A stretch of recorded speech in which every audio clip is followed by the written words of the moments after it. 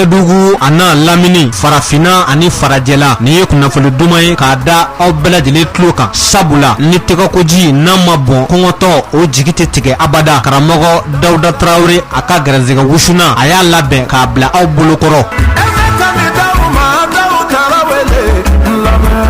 Ni wusula kofɔlen Mali kɔnɔ ani Mali kɔ kan a bɛ sɔrɔ maa min bolo o de ye Saki Tarawele. Aw bɛ se k'a wele 75 ani 5 50 ani 8 80 ani 8 98 ani 8 75 58 88 98. I kɛlen ko ka wusuna in sɔrɔ i bɛ se ka karamɔgɔ Dawuda Tarawele wele ka wusuna in kɛcogo a b'a f'i ye. A ka nɛgɛjurusira coupe o de ye 90 50 ani 9 80 ani 1 10 ani 5 90 59 81 15.